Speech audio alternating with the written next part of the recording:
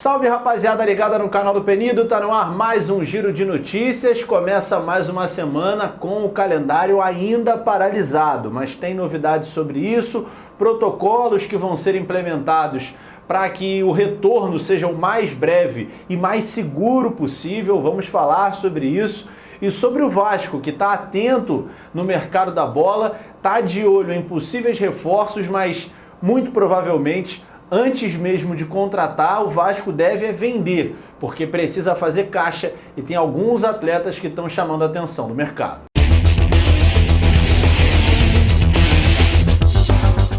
Galera, hoje é dia 13 de abril, a gente está quase chegando a um mês de paralisação no calendário brasileiro. A última partida foi no dia 16 de março, então a gente tem aí 27 dias sem atividades no futebol. No primeiro momento a gente nem podia imaginar que a paralisação ia se estender por tanto tempo, mas a verdade é que ela ainda pode se estender por muito mais. Evidentemente, todos os atores, todos os protagonistas na cena esportiva torcem para que isso não aconteça, alguns se movimentando até de forma mais ativa para um retorno o mais breve possível, mas no final das contas quem vai determinar isso são os órgãos de saúde, as autoridades sanitárias. Hoje a gente tem um cenário aqui no Rio com uma disposição muito grande da federação e de todas as equipes, com exceção do Fluminense, para que as coisas sejam feitas o mais rápido possível. Não é que o Fluminense não queira que se volte o quanto antes, pelo contrário, todo mundo tem muito interesse, mas o Fluminense tem adotado uma postura mais cautelosa em relação a esse retorno. E na última reunião virtual, o presidente Mário Bittencourt deixou muito claro que o Fluminense só vai entrar em campo se houver o aval de todos os órgãos competentes que envolvem essa situação. Organização Mundial da Saúde, órgãos sanitários estaduais, federais, FIFA, CBF. O Flu quer se resguardar de todas as formas possíveis para evitar amanhã ou depois uma possível responsabilização por algum caso de corona.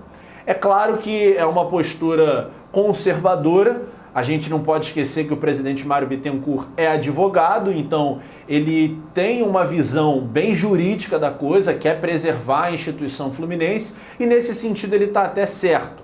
Mas também eu não vejo desejo dos outros clubes de fazer as coisas de qualquer forma, de maneira apressada, colocar o carro na frente dos bois. A ideia é criar um ambiente de tamanha segurança que as atividades possam recomeçar. É claro que ninguém quer colocar a vida dos seus atletas, dos seus funcionários em risco.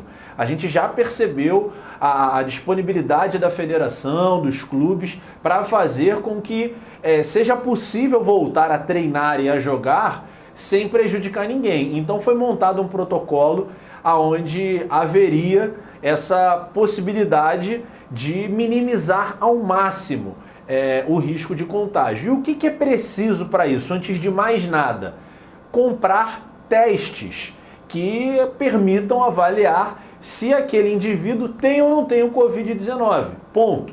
Se aquele indivíduo não tem o vírus e estiver isolado num ambiente que está desinfectado, todas as pessoas que estiverem ali, se não houver nenhum indivíduo com Covid, não há como haver a proliferação do vírus, não haverá circulação do vírus. E é esse o ambiente que a federação espera construir. O Flamengo, inclusive, já se antecipou e já encomendou, por conta própria, 600 kits para testar os seus jogadores, os familiares dos jogadores e criar um ambiente de total segurança.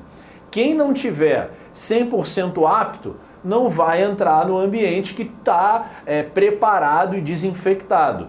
Então, dessa forma, é a melhor forma que eu vejo para que as coisas funcionem.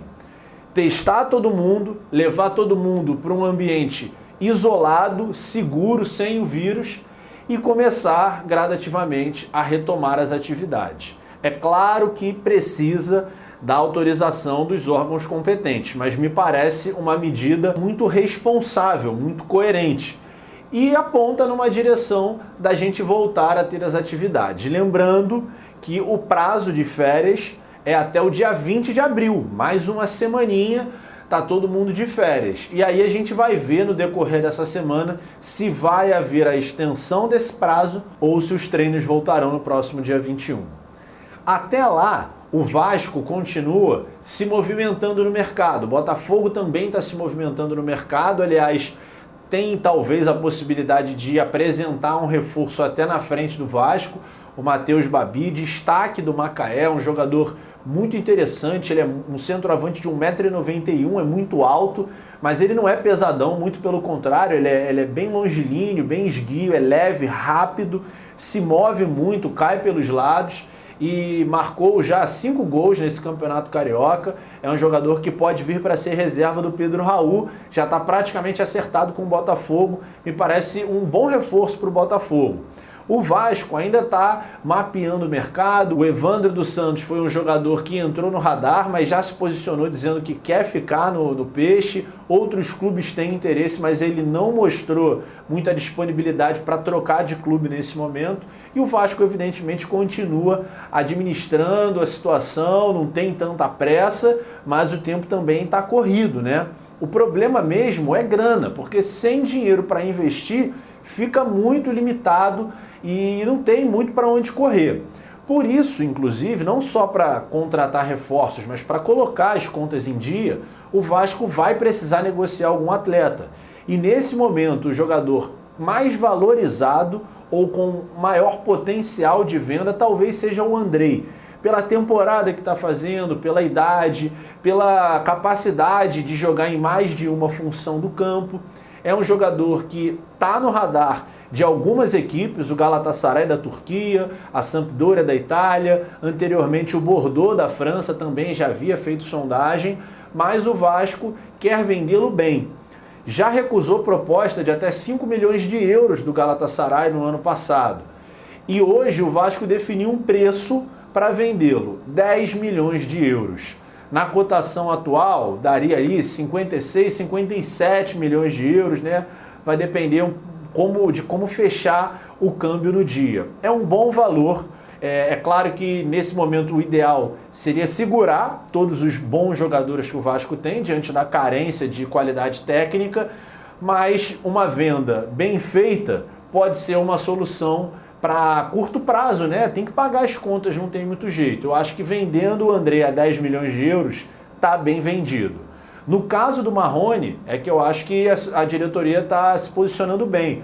O Galo teria oferecido 4 milhões e meio de euros, é muito pouco para um jogador de 21 anos, atacante de tanta velocidade, que apareceu tão bem no profissional, não está num bom momento, e aliás agora nem é o momento ideal para vender, né? Porque os valores naturalmente vão baixar.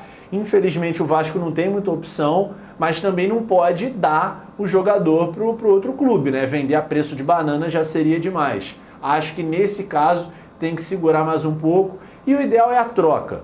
No caso do Vasco com o Atlético Mineiro, ceder o Marrone até o final da temporada, trazendo jogadores para posições de carência do clube, seria muito mais interessante do que vender o jogador por um preço que o Galo não vai pagar. 10 milhões de euros pelo Marrone seria até um valor aceitável, ali mais ou menos na faixa do Andrei. Menos do que isso, é realmente muito pouco para o valor que esse atleta pode atingir no futuro. Beleza, rapaziada? Peço para vocês deixarem o like, dando aquela moral, como sempre, para o canal do Penido. Manda aí o seu recado, seu comentário, sua opinião. E se por acaso for novo por aqui, vem no botãozinho vermelho para se inscrever. Vai no sininho, clica aí no sininho para ativar as notificações e receber os avisos do YouTube quando a gente postar vídeo novo. Até a próxima, galera!